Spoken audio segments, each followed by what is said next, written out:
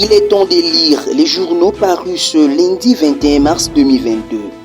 La revue de presse d'aujourd'hui s'ouvre avec le journal L'Avenir qui titre à sa une « Développement à la base, Tshisekedi responsabilise les députés provinciaux ». Venus de toutes les provinces de la RDC, les députés provinciaux ont été conviés au séminaire d'information, de sensibilisation et d'appropriation du programme de développement des 145 territoires du Congo profond, organisé à leur intention, une première en RDC. Le président de la République a commencé d'abord par saluer la présence à Kinshasa des députés provinciaux.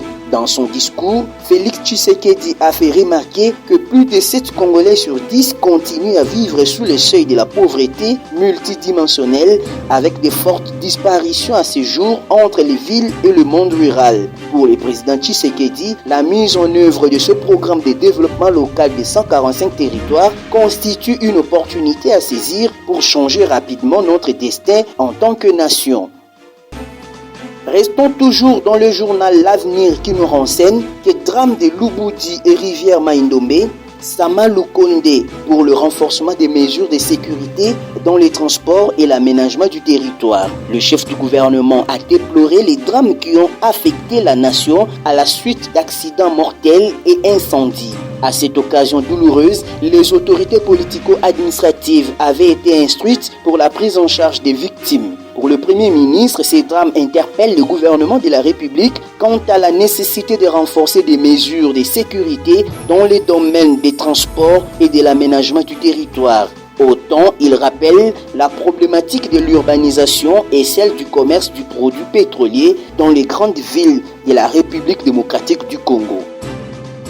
Forum des As de son côté parle de la guerre entre Jules Alingeti et Tony Mwaba. Le ministre de l'EPST Tony Mwaba est accusé par Jules Alingeti, inspecteur général des finances, d'avoir détourné 400 000 $ américains, somme allouée pour l'organisation du tournoi interscolaire panafricain. De son côté, Tony Mwaba dénonce un acharnement contre sa personne.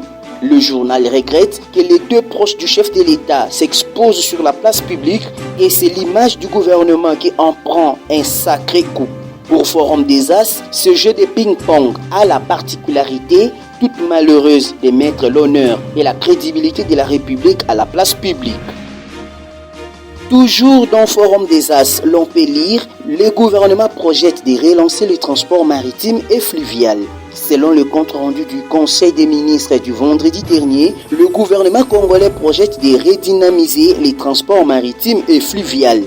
2 projets ont, à cet effet, été présentés dans la communication du chef de l'État au cours de cette 48e réunion du Conseil des ministres qu'il a lui-même présidé en présentiel. Le chef de l'État a plaidé pour la résurrection des activités de cette entreprise publique dans l'objectif de doter des navires performants et adéquats pour lui permettre de jouer son rôle naturel d'armement d'État. Mouilania veut pousser Kabila à la faute, à lire au journal Africa News.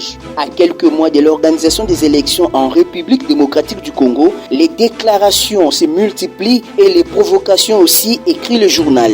Néhémie Mouilania, ancien directeur des cabinets de Joseph Kabila, a évoqué sur le plateau de TV5 une possible candidature à la course de 2023 du président de la République honoraire et sénateur à vie. Néhémie Mouilania a donné l'impression qu'au sein de ce qu'il reste du FCC, un examen minutieux serait déjà fait et rien ne semblerait empêcher Joseph Kabila de rabattre les cartes. Rien ne l'interdit de postuler en 2023, a martelé l'ancien DIRCAP.